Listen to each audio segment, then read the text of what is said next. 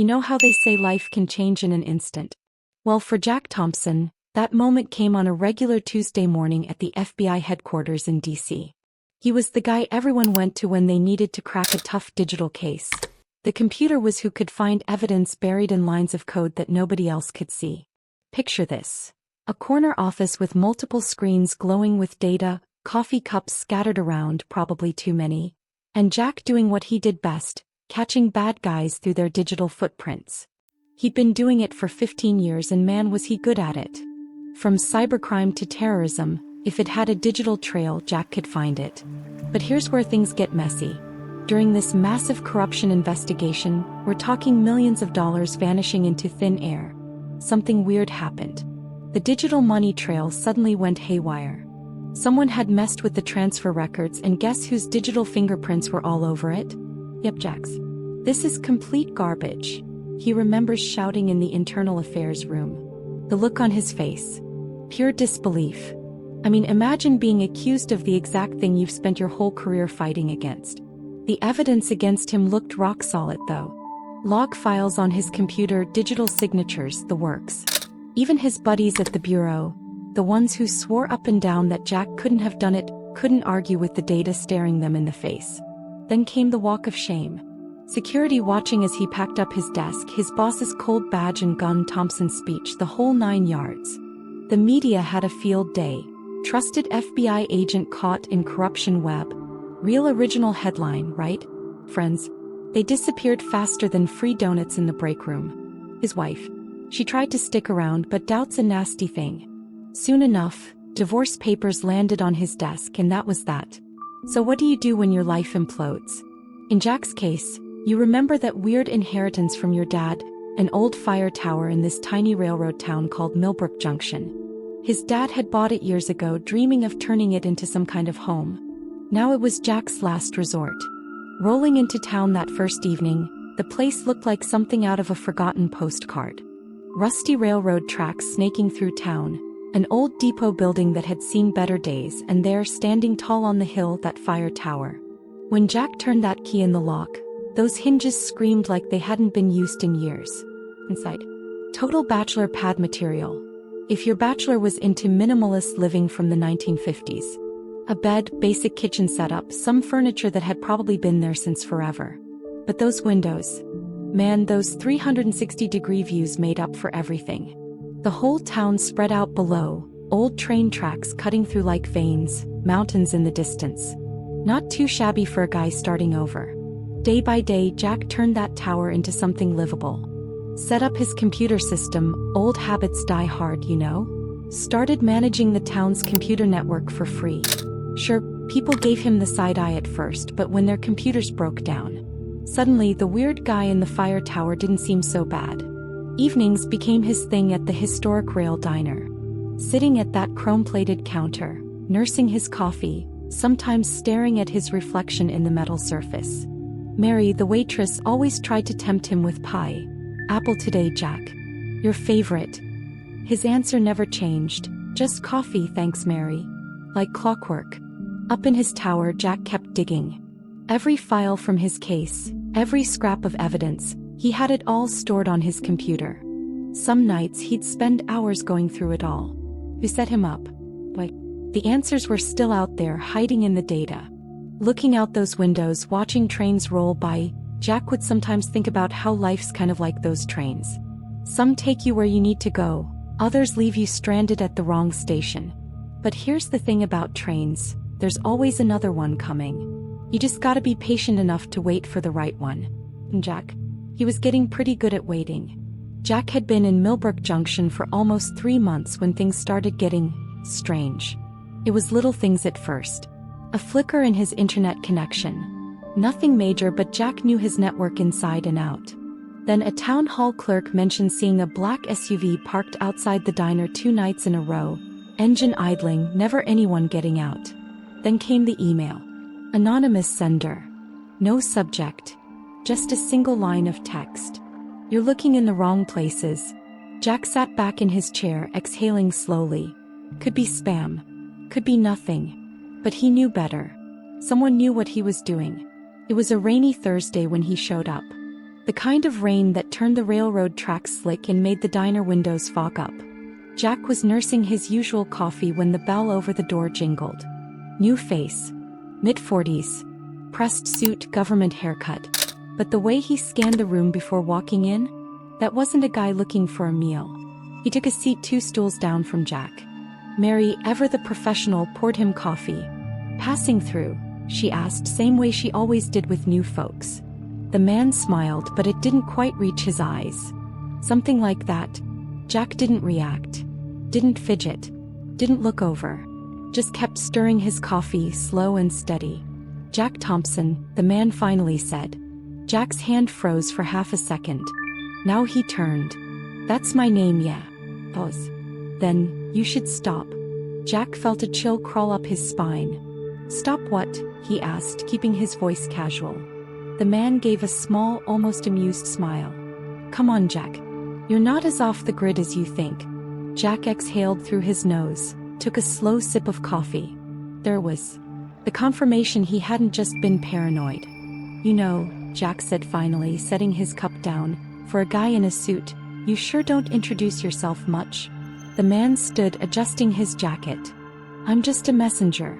He dropped a 20 on the counter. Way too much for a single coffee, and turned to leave. Just before he pushed open the door, he glanced back. Some doors stay locked for a reason, Jack. And then he was gone. That night, Jack went back to his tower and started hunting. He checked his network logs. Someone had pinged his system an hour before that guy walked in. They weren't just watching him. They were tracking him. He went through his case files again, looking for anything, any missing link. The data had been manipulated, sure, but the deeper he dug, the more one name kept coming up. Edgar Kane. A high-ranking FBI cybersecurity chief. A guy Jack had worked with, respected. How they'd cracked cases together. But the records showed something weird. Kane had been transferred right after Jack's takedown. Jack frowned. He pulled up Kane's financials. And there was, 2 weeks after Jack got framed, a deposit. A huge one. Offshore account. Jack sat back, fingers steepled. Someone had paid Kane off. And Jack was going to find out who. The next morning, Jack sent a single encrypted message to an old contact at the bureau. Bait. If they were still watching, they'd bite. Sure enough, his internet cut out again that afternoon. Jack smiled grimly. They were coming. And this time he'd be ready. Jack didn't sleep that night. Instead, he worked. Tracking Edgar Kane wasn't easy. The guy had gone dark. No social media, no public records, nothing recent that tied him to anything. But Jack knew where to look. Government contracts, security firms, offshore accounts. And there it was, an encrypted data transfer linked to a private security conference in Chicago. Kane would be there. Jack booked the cheapest flight he could find, packed light, and left Millbrook Junction before sunrise. The conference was at a sleek high-rise hotel, the kind where billionaire defense contractors shook hands over whiskey while trading national secrets disguised as business deals. Jack walked in like he belonged, gray suit, crisp shirt, fake ID badge clipped to his belt. And then he saw him. Kane stood near the bar, laughing at something a polished executive had said. He looked good, too good. Expensive suit, fresh haircut, like a man who hadn't spent a single night haunted by guilt. Jack grabbed a drink, kept his distance. Watched. 10 minutes later, Kane slipped outside onto the rooftop terrace. Jack followed. The night air was crisp, the city skyline stretching behind them. Kane stood by the railing, scrolling through his phone. He didn't even see Jack coming. Until Jack spoke. Long way from DC, Kane. Kane froze. Fully he turned. His face paled. Jack. His voice was steady, but his eyes weren't. He glanced around like checking for an exit. What are you doing here? Jack took a step closer. No point in small talk. I want the truth. Kane exhaled, rubbing his temple. Jack, you don't know what you're asking. Jack clenched his jaw. You took the money. I saw the transfers. You let them pin it all on me. Silence. Then Kane did something unexpected. He laughed. A bitter, exhausted sound. You think I had a choice, he muttered. You think this was my call? Jack narrowed his eyes. Then whose was it?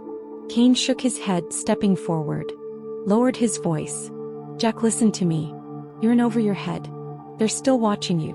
The second you started digging, you put yourself back on their radar." Jack's pulse kicked up. "Who?" Kane hesitated, then just above a whisper. "The Blacklight Program." Jack's stomach dropped. He knew that name, and it was supposed to be classified. Before he could press further, Kane tensed. His eyes darted over Jack's shoulder. Jack turned just in time to see two men in suits stepping onto the terrace. No hesitation. No warning. One reached into his jacket. Jack moved first, slamming into Kane, knocking them both to the ground just as the first silenced gunshot cracked through the night. Jack hit the concrete hard, dragging Kane down with him. The bullet shattered the glass railing behind them. The two gunmen advanced. No shouting, no panic, just trained efficiency. Jack didn't wait. He grabbed Kane by the collar and hauled him toward the stairwell. Another bullet clipped the doorframe as they dove inside. They ran. Jack's mind raced. Who the hell did he just stumble into? The Blacklight Program. It wasn't just an FBI division. It was deep state, black ops level. Jack had only heard whispers. Off-the-books operations, government-level cover-ups. If they were tied to the corruption case, that meant this was bigger than he ever imagined. Kane grabbed his arm, gasping for breath as they reached the parking garage. "They won't stop, Jack." Jack's grip tightened. "Then we don't stop either." They had to disappear. And fast. Because whoever Blacklight was, they had just made it clear they wanted Jack dead. Ack and Kane tore through the parking garage, their footsteps echoing against the concrete. The assassins weren't far behind. Kane yanked open the door of a black SUV. "Get in." Jack didn't hesitate. He jumped into the passenger seat as Kane hot-wired the ignition. Tires screeched. The SUV roared to life, bolting out of the garage and into Chicago's late-night traffic. Jack checked the side mirror. Two more blacked-out vehicles in pursuit. "They're on us," Jack muttered. Kane swerved into the next lane, barely missing a taxi. No kidding. A sharp turn. The headlights behind them swayed, adjusting. No sirens. No backup. Whoever these guys were, they weren't playing by the usual rules. Jack yanked open the glove box. "Tell me you've got a weapon." Ain gritted his teeth. "Not anymore." Jack swore under his breath. Another gunshot. Rear window shattered. "Hold on," Kane warned. He cut the wheel hard, skidding onto a side street. The SUV bounced over the curb, sending sparks flying. Jack braced himself, heart pounding. This wasn't just a warning. These guys wanted them dead. Jack's mind raced. Think. They needed a way to lose these guys. Fast. Up ahead, a freight train rumbled down the tracks, blocking the street. Jack's eyes flicked to the service alley on the right. A tight squeeze, but possible. "There. Take the alley." Kane didn't question it. He veered sharply, tires screeching. The SUV barely fit, mirrors scraping against the brick walls. The assassins weren't so lucky. Jack caught a glimpse of the first car trying to follow. Too wide. It slammed into the alley's edge with a sickening crunch, stopping dead. One down. Kane punched the gas, bursting out onto a new street just as the freight train cut off their only remaining pursuer. They were in the clear. For now. And he pulled the SUV into an abandoned loading dock, engine ticking as it cooled. Both men sat there, catching their breath. Jack turned to him. "Start talking." Kane ran a hand through his hair. "Jack, you don't." Jack cut him off. "Blacklight. What the hell is it?"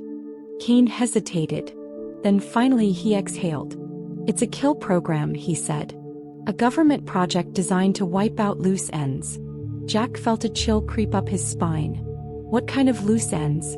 Kane's jaw tightened. People who know too much. Jack leaned forward, voice sharp. "And I'm on their list?" Kane met his gaze. "You've been on it since the day they framed you." Silence. Jack had spent months trying to clear his name. But now, this was bigger than clearing his name. This was survival. He clenched his fists. No more waiting. No more hiding. He was taking the fight to them. Jack had spent years digging through digital trails, exposing lies, unraveling conspiracies. But now, he was the one buried in the middle of one. and it was time to dig his way out. He sat in the dimly lit SUV with Kane, the tension between them thick as the storm clouds rolling in over the city. The escape had been close, too close. Whoever was running Blacklight wanted them dead, and Jack needed to know why. He turned to Kane, eyes sharp. "Start talking. Who the hell is behind all of this?" Kane exhaled slowly, gripping the steering wheel like it was the only thing keeping him grounded. "You're not gonna like the answer," he muttered. Jack's patience was gone. "Try me." Kane hesitated, then finally said the name. "Alan Graves." Silence. Jack blinked. But that wasn't possible.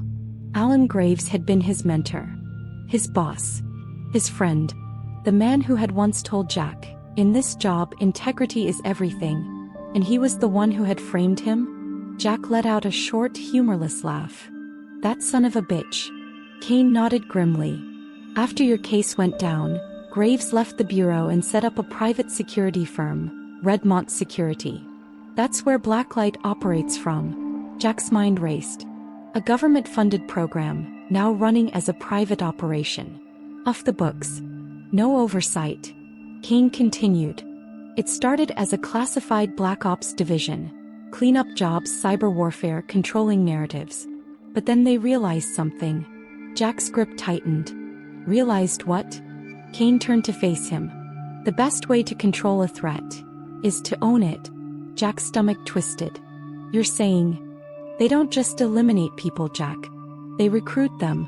Jack's pulse pounded in his ears. "That's why they hadn't killed him yet. Blacklight didn't want him gone. They wanted him back."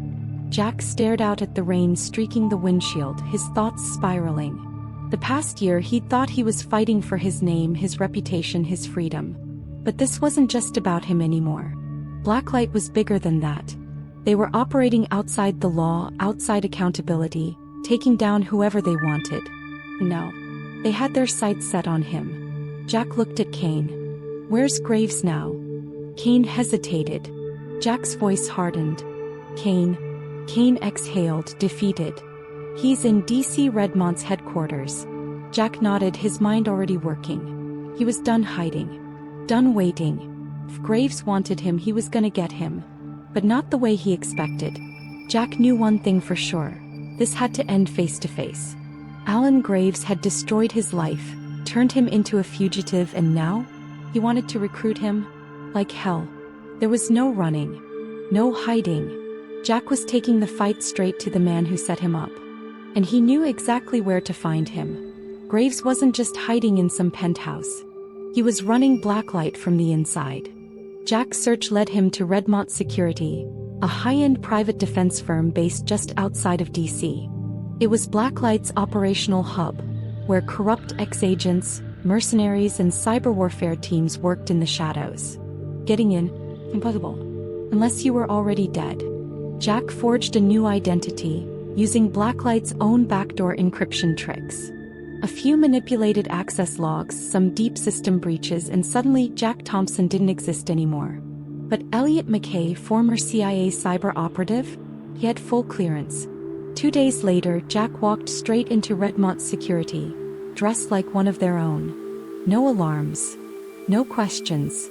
No suspicion. Now he just had to find Graves. Jack found him in a top-floor office, sipping whiskey, watching the DC skyline. The man looked as untouchable as ever. Graves didn't even flinch when Jack shut the door behind him. Tad, he smiled. Like he'd been expecting him. "Jack," Graves said smoothly. "I was wondering when you'd finally come around." Jack didn't bother with small talk.